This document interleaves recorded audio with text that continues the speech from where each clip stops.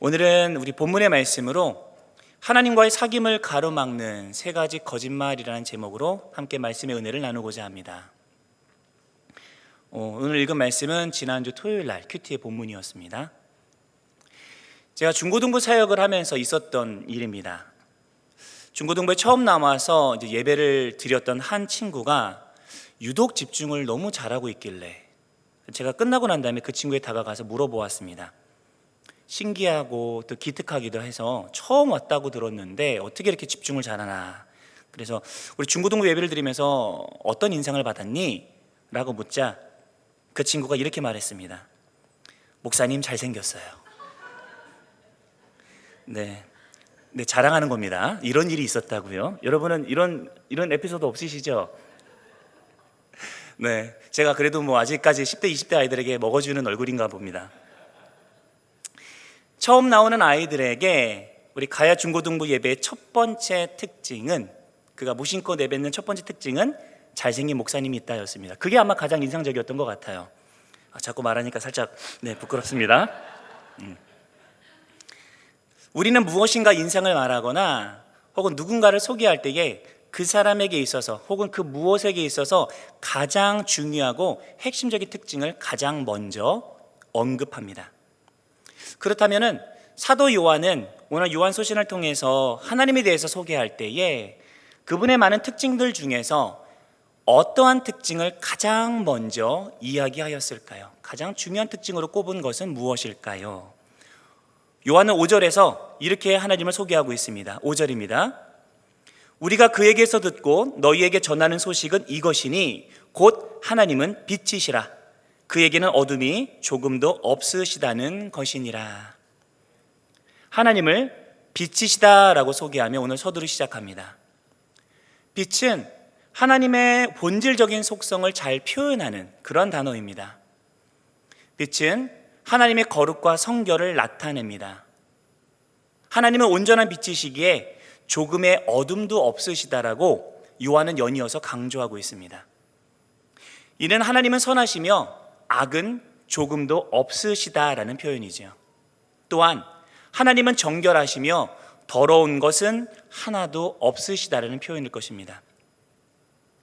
그렇기에 빛이신 하나님과 우리가 교제를 하기 위해서 필연적으로 발생하는 한 가지의 문제는 바로 죄의 문제입니다.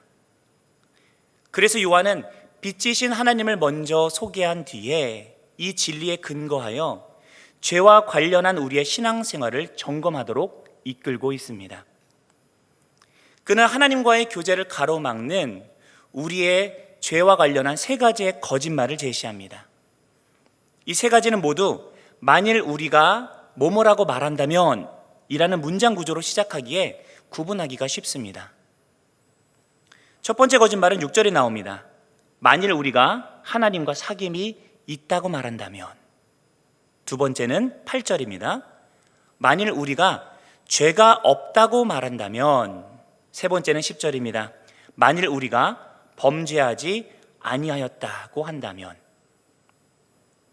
이 세 가지의 거짓말에 대해서 우리가 깊이 살펴보면서 우리는 스스로 이런 거짓말을 지금 하고 있지는 않은지 고민하며 점검하는 그러한 시간이 되기를 간절히 소망합니다. 첫 번째 거짓말을 살펴보겠습니다. 첫 번째 거짓말은 말과 행위가 다른, 즉 위선과 관련된 문제가 위선과 관련한 문제입니다. 6절입니다.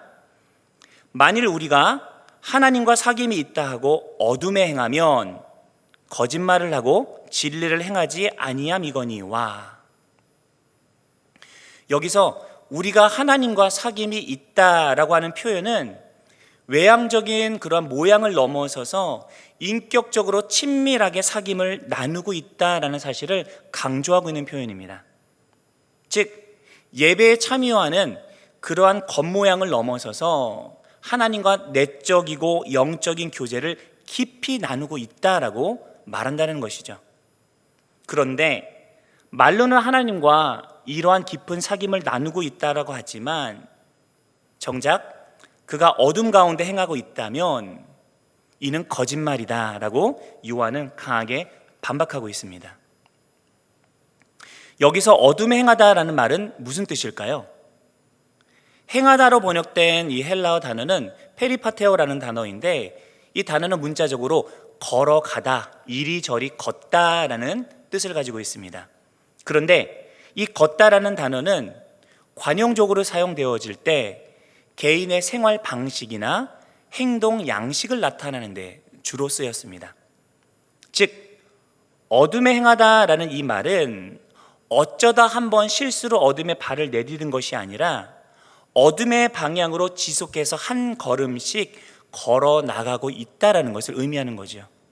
이 말은 다르게 말해서 삶의 패턴이 어둠을 향하고 있다라는 의미로 귀결될 것입니다. 입으로는 하나님과 영적인 교제를 나누고 있다라고 말하지만 실제 그의 삶 속에서는 상습적으로 어둠에 속한 죄를 행하고 있었던 것이죠. 그가 어둠에 행하고 있다라면 그가 하나님과 사귐이 있노라는 말은 요한의 주장대로 명확한 거짓말이며 그는 진리를 행하지 않고 있는 것입니다. 예를 들어서 누군가가 나는 지금 하나님과 깊이 있게 교제를 나누고 있어 라고 말하면서도 외설물에 빠져 있다라든가 배우자와 자녀들을 언어적, 물리적으로 학대하고 있다라면 그는 거짓말을 하고 있는 것입니다.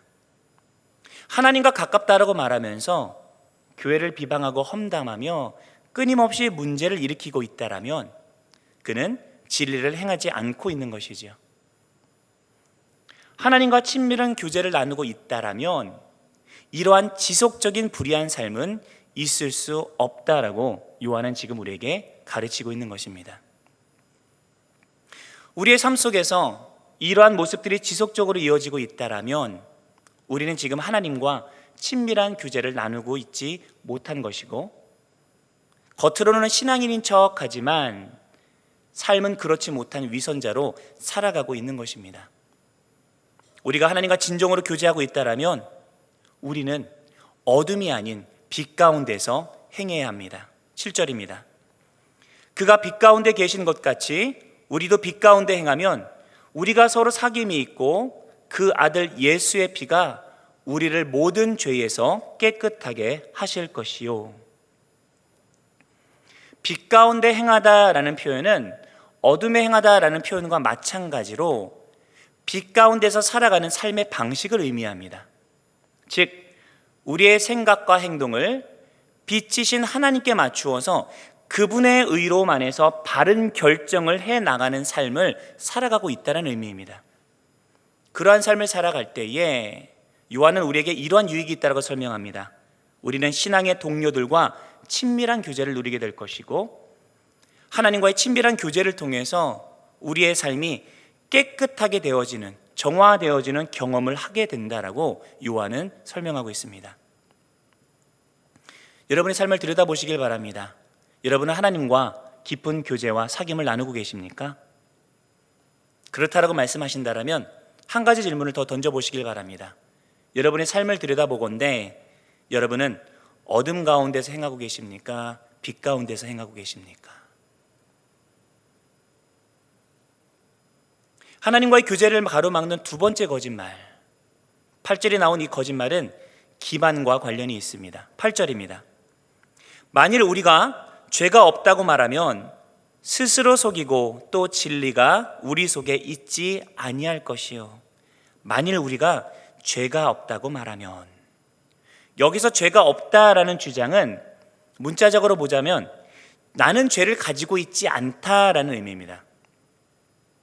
이 말은 어떠한 것이 죄인 것은 인정은 하지만 그 죄가 나에게는 해당되지 않는다라고 주장한다는 뜻입니다.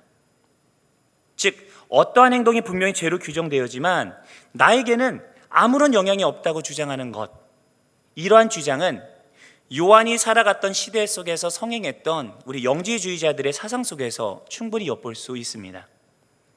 그들은 영과 육을 구별하여 육체로 아무리 죄를 범해도 영혼에는 그 죄가 아무런 영향을 미치지 못한다라고 가르쳤습니다. 영혼은 이미 구원받았고 육체는 어차피 버려질 것인데, 그러니 이 육체로 마음껏 살고 죄를 짓더라도 양심의 가책을 전혀 받을 필요가 없다라는 그런 주장이죠. 오늘날 구원파에서도 우리는 이와 같은 주장을 엿볼 수 있습니다. 요한은 이는 스스로를 속이는 기만이고 진리가 그들 속에 있지 아니하다라고 그렇게 반박하고 있습니다. 왜냐하면 우리 모두에게는 죄가 있다는 사실을 그 무엇도 아닌 성경이 명확하게 말씀하고 있기 때문입니다. 우리의 삶 속에서도 죄에 대한 이러한 기만 행위는 종종 찾아볼 수 있습니다. 여전히 죄가 우리의 삶 속에서 기승을 부리고 있지만 이 죄는 나에게 아무런 영향을 미치지 않기에 얼마든지 방관해도 괜찮다며 내 삶 속에 죄를 마음껏 풀어놓는 태도가 바로 그것입니다. 나는 이미 구원받았는데 무슨 소용이야? 하나님이, 예수님 이미 다 용서하셨는데 라면서 내 삶 가운데 죄가 이겨가는 것을 그대로 방관하는 자세. 기억하십시오. 죄를 적대하는 이 의로운 행위는 우리의 구원의 필수 조건은 아니지만 우리가 구원받은 자라는 사실에 대한 증거가 될 수 있다는 사실을 말입니다. 하나님께서 나를 사랑하셔서 은혜로 구원하셨음을 확신한다라면 그 은혜에 대한 반응으로서 책임감 있게 죄를 멀리하려는 태도를 취하는 것은 마땅한 바입니다. 우리가 스스로를 기만하고 일상에서 벌어지는 죄의 문제를 경시한다면 우리는 결코 하나님과의 깊은 교제를 누리지 못하게 될 것입니다.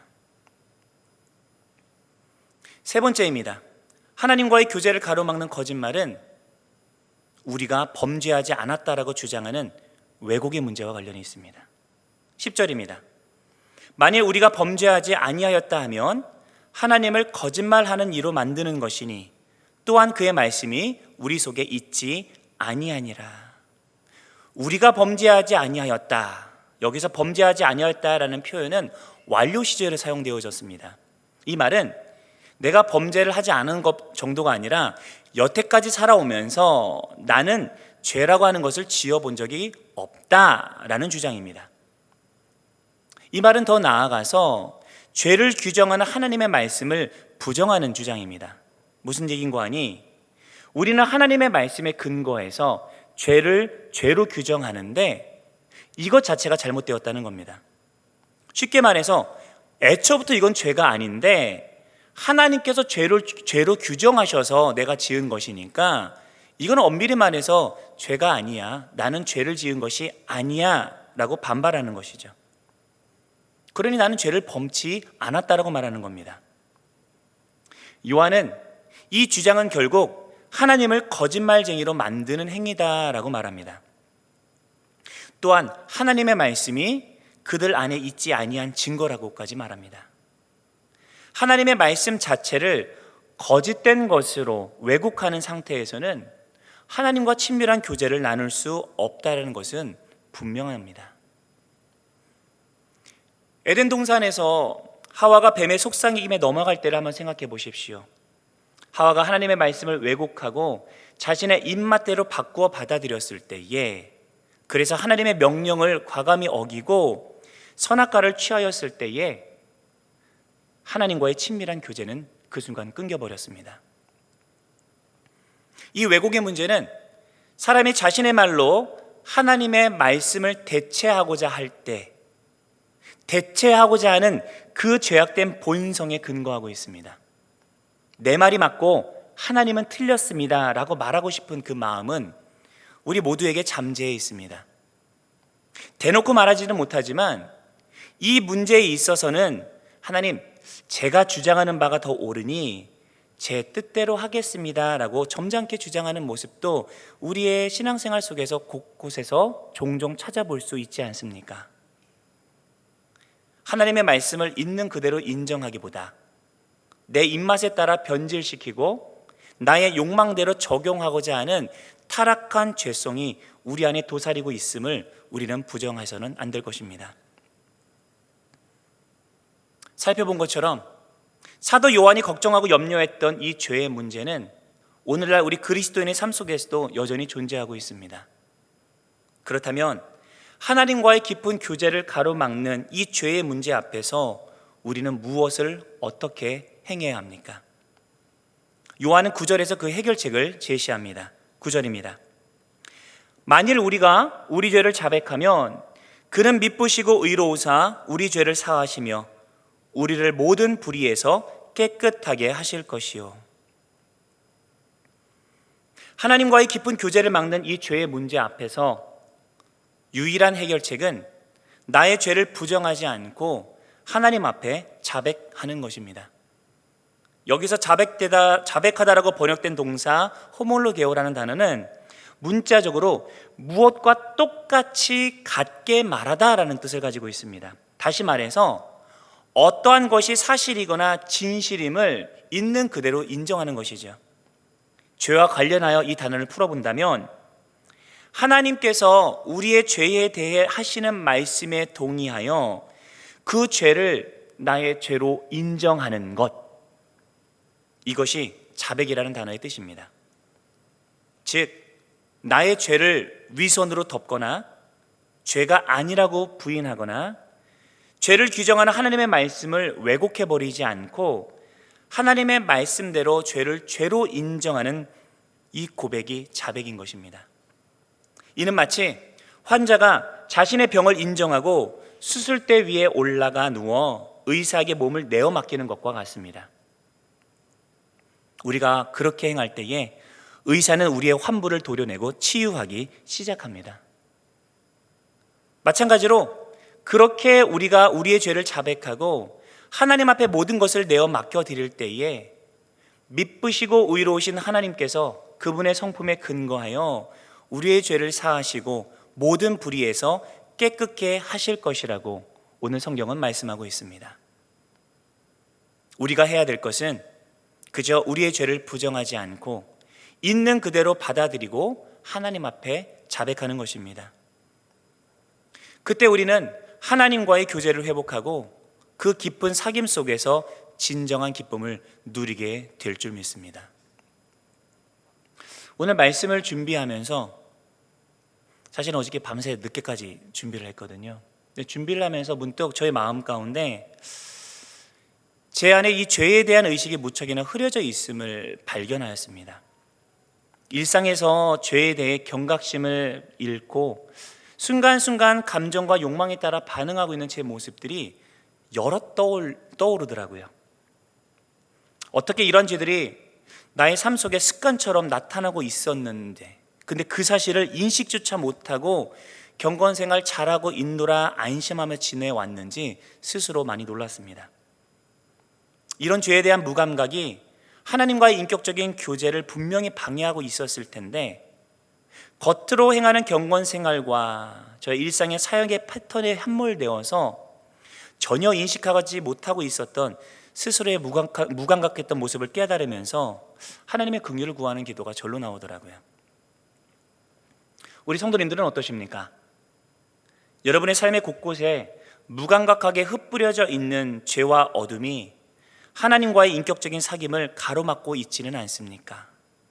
그래서 하나님 앞에 경건 생활은 한다라고 하지만 여전히 채워지지 않는 내면의 공허함을 부둥켜 안고 다른 무엇으로 채우고자 하며 스스로 하나님으로부터 떨어져 나가고 있지는 않은지 스스로에게 면밀히 물어보시길 바랍니다. 스스로를 점검하고 하나님 앞으로 돌아와 우리의 모든 죄를 자백하는 모습을 회복하시길 바랍니다. 그러면 미쁘시고 의로우신 주께서 우리를 깨끗하게 하시며 그분과의 사귐 속으로 다시금 우리를 이끌어 주실 것을 확신합니다. 말씀을 정리하겠습니다.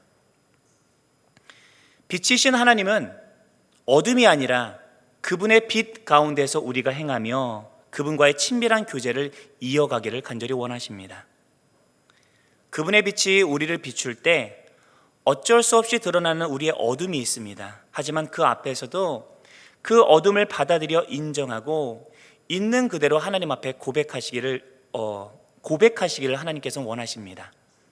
죄를 부정할 때가 아니라 하나님 앞에 고백할 때에 우리 안에 회복이 일어납니다. 우리가 죄를 고백할 때에 하나님은 우리를 깨끗하게 하시고 그분과의 친밀한 교제 가운데로 이끌어 주신다는 사실을 명심하시길 바랍니다. 그리하여서 하나님과의 풍성한 교제 가운데 늘 거하며 기쁨 가운데서 삶을 살아가는 우리 사랑하는 모든 영안의 성도님들 되시기를 우리 주 예수님 이름으로 간절히 축원드립니다.